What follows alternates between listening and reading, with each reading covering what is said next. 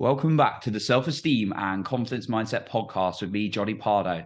Today, I welcome back a former guest, Richard Newman, where we're going to be talking about self-confidence and communication. So I'm just going to give a quick introduction to Richard, and then we can dive into our conversation today. So Richard is the founder of Body Talk, and over the past 21 years, his team have trained over 100,000 business leaders around the world to improve their communication and impact, including one client who gained over $1 billion in new business in just 1 year, using the strategies that Richard teaches. So Richard, welcome back to the show again. I really enjoyed our conversation last time. Looking forward to talking today. Thanks, John. Yeah, totally. And could you tell anyone who's like new to you just a little bit about actually what got you into this area of communication? Yeah, sure. So, communication is an area that has always been fascinating for me, particularly because I just wasn't very good at it and I didn't know why. And so my earliest memory of this is when I was 4 years old, about to be 5 years old, where we moved house, where we moved to a new school. And my first memory really is of being at that school on the first day and of trying to connect with the other kids on my table. And as I was trying to do that, I was just getting no response and people were turning away from me, giggling. And I felt like the way I describe it, it's like being in a glass bubble, just not being able to connect with anybody else. And I didn't know what that was all about. And I burst into tears, and it was sort of a horrific first day. And it was sort of years later that I started to understand terms like, I'd always been called shy as a child. I'm very much an introvert. And it was only just recently that I got diagnosed as being autistic. And so these things were having an impact on my ability to communicate with people. But in my late sort of teenage years, I started to become more fascinated with communication. And so I started reading books on the topic. A friend of mine gave me a book, my first book on communication, called Body Language by Alan Pease, which is one of the classics for people to go and check out. He's done a lot more books since then. And I found it totally fascinating. And then decided to start, continue to read many more books. So it was about 200 books on communication. I ended up reading around body language, tone of voice, storytelling, stage presence, breathing, voice work, visual storytelling, like all sorts of different things, so I could understand it, because I really wanted to be able to connect with people and engage them in different situations. And then this led me to, sort of to give you the brief version of this, I went to India to live in a Tibetan monastery where I was teaching English to the Tibetan monks. And the big challenge there being that they didn't speak any English when I got there. So I had to rely on body language and tone of voice to communicate, to get by. And I did that for 6 months. I loved the experience. I studied acting at a London acting school when I got back to the UK, learning about how to stand and walk and breathe and move in a way that would impact an audience and impact someone who is on stage with me. And then as a hobby, I started this business of coaching other people what I had learned about communication, because I was so fascinated with it. And that hobby just gradually grew. And here I am.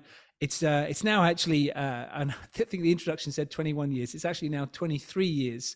I've been doing this. We'll have to update our intro that we sent to people. But 23 years now of teaching people. There's 20 people on my team, and we've trained people all the way around the world. So it's been quite a long journey to get there. Wow, yeah, 23 years and 200 books. It's a lot of commitment to really getting good. And I remember you telling me about the going somewhere where you can't speak necessarily the same language as them, so it has to be that verbal communication. Do you think regardless of like necessarily if you know the other person's language or you're able to speak the same language, that do you see challenges in the non-verbal communication often in your work? So challenges for people sort of regardless of where they're based around the world, do you mean? I guess I mean, is that something like non-verbal communication, something you have to address quite regularly with people you work with in general? Yes. Yeah. So I think that the main challenge that I find with non-verbal communication is that when people think about it, when they think about body language, they tend to originally I'd get a lot of requests around, could you teach me how to read someone else's body language? That was always the request. And when I was getting media requests as well, it was always about analyze this celebrity's body language. And so I think people's perception on nonverbal communication is it's about reading someone else. And what that means is that they're not paying that much attention on their nonverbal communication. So for me, when I'm teaching someone, what I'm often needing to do is to give them a mirror to their own behavior and how that is leading to the impact they're having. And so the nonverbal communication challenges I see is people falling into a bit of a rut, a bit of a sort of bad set of habits that they have around how they communicate. And the phrase I hear so often is people say, that's just me. This is who I am. And therefore I can't change this and ever be anything else. And I'm very quick to say to them, actually, the way you're currently communicating is just a habit. It's just the way that you're currently stuck, and it's not who you are. It doesn't represent all of your potential. And so what I always ask people about when I'm coaching them is, what's your intention? What is your goal? When you go to this next meeting, sales pitch, interview, presentation, how do you want people to feel by the time you leave? What do you want your lasting impact to be? And then based on that question, we can then look at, well, what is their current nonverbal behavior? And if they stay with what they've got right now, is it going to achieve that goal or not? And if it's not, then we can start to look at, okay, how much of this are you prepared to make some changes on? And so a good way of thinking about this, because people get very precious about it sometimes, they say, but no, you're messing with my identity. It's not their identity, it's just a habit. And so I'll say to them, look, the way that you're communicating, it's a bit like playing a game of tennis. And the only way that you're able to hit the ball right now is to do forehand. That's all you've got. And you're telling to me that the way you play the game of tennis is you can only hit forehand, you can't do anything else. Well, to succeed in the game of tennis, you need backhand, you need serve, you need volley, you need to be able to do all of those different pieces. And you can learn all of them. Even if forehand is your favorite, you might find, superstars of tennis, and they love their volley. That's their favorite shot in the game, but they've learned all the other ones so they can use them when they need to achieve a particular goal. And so I'll coach people around that and say, look, right now you're amazing at forehand, which represented in nonverbal terms might be you're really good at being stern. You're really good at being taken seriously. But if that's all you've got in your repertoire, then you're not going to get very far, because sometimes you need to be able to have the nonverbal behavior that allows people to loosen up and to feel that they can have some chit chat with you and just sort of feel lighthearted in their mood with you. Sometimes you need to be able to amaze and inspire people and motivate them. And that requires different nonverbal behavior too. So let's look at where you are right now, and that's good. Let's keep that in a box and say, keep that behavior. Now let's look at all the other parts of nonverbal behavior you'll need in order to actually achieve your goal, and work on them and make them your own as well, so that you can make them part of your identity. You don't have to try and be somebody else. You just need to know, if you want to motivate people, you're heading in this direction, and you're going to do your version of what that looks like. If you're going to be more entertainery with somebody, then let's see what that looks like for you as well. So you're expanding really your potential. And that's, I think, that's what I've loved over the last 23 years of coaching people, is just that opportunity to help them find more of themselves, a part of themselves that maybe they've sort of hidden away or never really tapped into. And then suddenly they see that there's so much more that they can do, be, and achieve. And it really lights them up. And that lights me up too. I love the question about what's your outcome with this, what you're trying to achieve, and then actually looking at maybe how the habit does support them and maybe how it doesn't so much. I don't know. Sometimes it's as simple as, I feel like I can approach someone, even when I was just kind of like nervous, early in my 20s, and in like a workplace, someone who's got like a smile on there, kind of like relaxed, I'm going to be able to approach them a lot more. And I remember a manager, he was very much, that's what he said, and his body language was consistent with it, as opposed to manager who was like really stroppy, head down, don't come near me kind of thing. And coming back to that question, what's the outcome? And I guess sometimes we don't even find time to think about it, the outcome. Yeah, that's right. And I love that analogy of, different managers, where you can have some managers who look constantly frustrated, and other managers who look constantly upbeat. And it doesn't mean that they necessarily feel Mm, upbeat all the time, but it's important to realize that your body language, it's like a canvas for how you want others to feel about you. And so it's all very well that sometimes you may be frustrated in your work as a manager, a leader, an entrepreneur. You might be that, but you've got to think, the way that you represent your body language is not based on how you feel right now. It's how you want other people to feel. That's what you need to use it for, because body language is a language. It is communicating to somebody else. So you shouldn't go down the path of just letting your body represent your current inner turmoil. You need to let it represent, the kind of message that you want to send to others around you. what you want other people to feel and Mm. what message you want to send, like that. And we were talking a little bit, Richard, about being a change maker in this world. So whether it's helping, whether you're a manager, whether you're a leader, or maybe it's just like a group of people, and try to create change. It's like, how do we start creating that change? Is that by this changing our body language alongside many other things? Well, actually, I mean, this body of work that I put around it, it's something that came to me because over the past couple of years, if we look at what the pandemic did to us, being in lockdown and then a lot of virtual working that people are doing that they weren't doing before, it has given rise to this idea of people wanting to do something more purposeful, more meaningful. And so I noticed, having done work with people for so many years now, the requests for what people wanted the last couple of years really significantly changed. So before sort of 2019 and before that, people would come to me and my team asking about communication skills. And so we were working on that area, working on body language and storytelling and other pieces. And then there was this shift where people started to ask us much more about mindset and how to thrive and how to look after themselves. And also we saw there was the mass resignation, people leaving the workplace feeling frustrated by it, just thinking, I don't know why I'm going into this glass and steel building for 60 hours a week and doing something that doesn't really mean that much. So a lot of people left the workforce. There was between, I think it was 2020 and 2021, there was a 51% increase in the number of people starting a new business in the US compared to the previous time periods. So people thinking, I don't want to do what I'm doing. I want to do something else. I want it to be meaningful and purposeful and create change. And so I started to look at this for clients of mine, thinking, well, where do we need to start in helping them to be change makers? And yes, your body language is important, but there's actually a piece before that, which is focusing on you and your mindset. And you and your listeners will be familiar with this subject and care about it a lot, I know.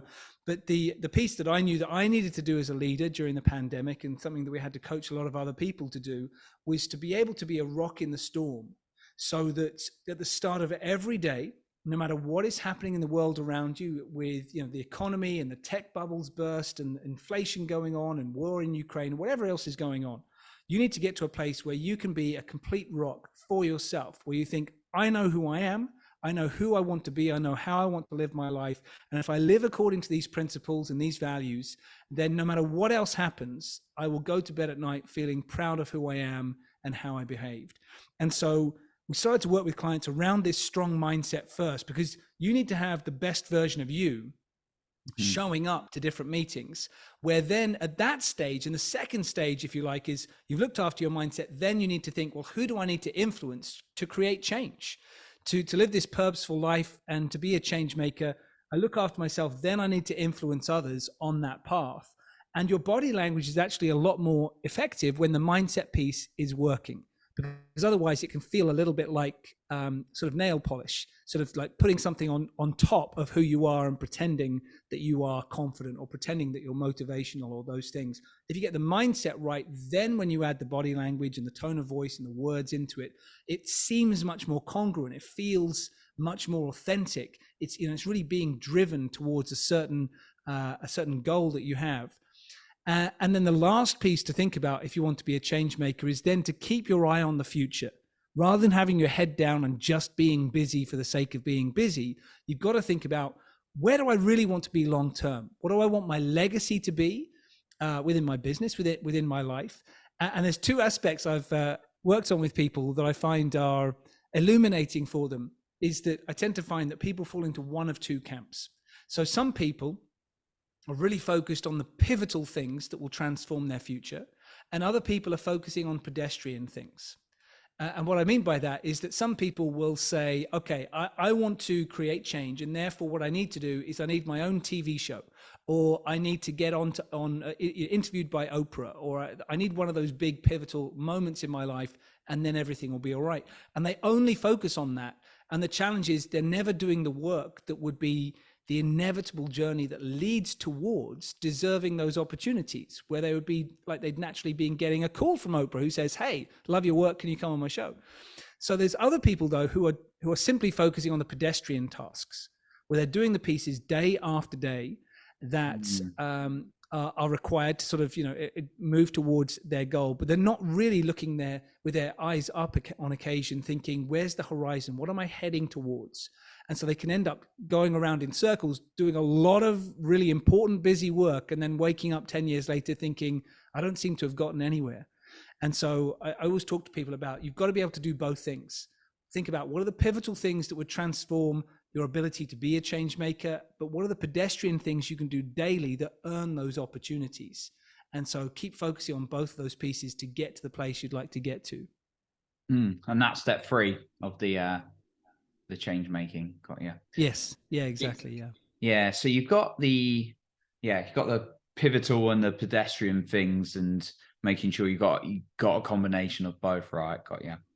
Okay, great. And with with like the mindset, like, do you feel, is it a thing whereby people are just confused, you find, at the beginning, or they're just, not used to thinking in a positive way? What are some of the biggest challenges you find there, or did it vary? Yeah, I think around mindset, there's a few major challenges that I notice. So some people I'll notice are really stuck in a place of seeking external validation and without necessarily realizing it. But that's kind of the society that we're in right now, particularly due to social media. And the question that I ask people on this, which often gets a smile on people's faces in a live audience, I'll say to them, think about your social media. Do you ever post something and then 12 minutes later check it to see how many likes you've got? If you're doing that, you're seeking external validation. And so you're placing your state of mind in the hands of people that you don't even know, much of the time. And so by doing that, it's almost like having yourself as a ball in a pinball machine, where you're just being bounced around by all the potential people outside of yourself who may or may not give you external validation. Or we may seek external validation by really hoping that our child hugs us before they go to school and feeling bad if they don't, or really hoping that our boss gives us a huge compliment at a team meeting because of a piece of work that we've done. So we're placing ourselves in the hands of other people. And the other part of that is just a sense of feeling lost on purpose, on what your purpose might be.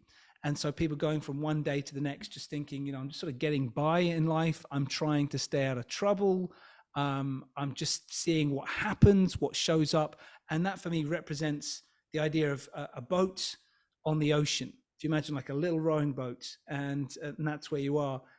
And it's almost like saying, I'm not going to try and steer this in any direction. I'll just see what happens. And you will be bounced around and eventually end up on a shore, years later. But it may not be the shore that you want to be on. And so what I like to work on with people is to get to the place of internal validation and a clear sense of your North Star. And so the internal validation comes from a sense of, what are the principles that I will always live by?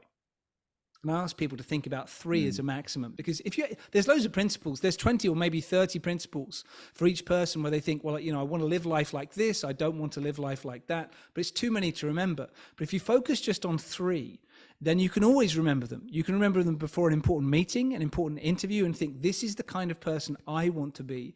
And I have been this person consistently in many different situations. And so you're giving yourself an internal validation. So when you go into that situation, you then don't need approval from the person that you're doing a job interview with or the person that you're doing a sales pitch for. You don't need their validation because you already have validation. So that sets you in a good place.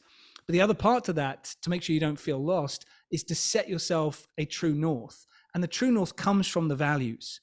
Because if you think to yourself, okay, these are the values that I have, there's an inevitable future path that takes you towards. So to give you an example, one of my personal values is to be a good father. That's very important to me. And for me, that has a different definition than it would do for other people who are parents. It's very particular to me. But based on mine, there is a certain path of life that therefore I will walk along, because there's certain choices I won't make and certain choices I will make based on my definition of being a good father. So that gives me a sense of where my true north is. And what I ask people to do is get very clear on, well, what are your values? And if you walk that path to the ultimate version of living those values, what does that look like? And that is therefore your true north. And so when you've got to make decisions, hard decisions sometimes on a daily basis, you can think, what are my values? What's my ultimate true north? And which of these decisions is going to head me in that direction, so that I can look back and feel proud of it, no matter what other people may say. Wow. I think that's it's a great way to make decisions rather than on autopilot. Actually take that time internally to understand what's important to you and therefore make decisions on that. So Richard, a massive thank you again for everything you've shared today. Just before we wrap up today, is there maybe a final point that you want to share, and where can people find you? And also, I believe you've got a book coming out. Yes. Yeah, that's right. Yes, I've got this new book's coming out called Lift Your Impact. And if people want to find out more about this, then they can go to liftyourimpact.com. And particularly the book is liftyourimpact.com/the book. Lots of information on there. And if people are interested in what I've been sharing so far today, they can go to that page and request the first 25 pages of the book for free. So they can get involved in it. And what I really like about the book is it's been designed as a workbook. So people take part, they make notes and do activities as they go through, so they can really feel like they're making progress as they go along. And if people want to reach me on social media, they can find me on Instagram at Richard Newman Speaks. And I'm on LinkedIn as well, Richard Newman from Body Talk. That's my main company. But my encouragement for people is that if you want to really live a meaningful life, then I would always suggest go for it, even if it doesn't feel like a secure path. Because I'm so pleased that when I was 18 years old, when all my friends were going off to university, that I decided I'm not going to do that. I'm going to go off to the foothills of the Himalayas, live in a Tibetan monastery, and then study acting, and then as a hobby set up communication training. And it's given me all these incredible life experiences because of that. So if people are feeling that there's something that they want to do that isn't maybe as safe as where they are right now, I'd always suggest really go for it. Throw yourself into it. Be the change maker that you want to be. That's a great message to end us with, Richard. And we'll be sure to link up the book, which I know is going to be an incredible piece of work in there. And also you can get the first 25 pages. That's awesome. So I love that. Yeah. So Richard, a massive thank you once again for coming on the show today. Yeah, you're welcome. Thanks, Johnny. Awesome. So that concludes our episode for today. And remember, you are in control of your own self-esteem and confidence.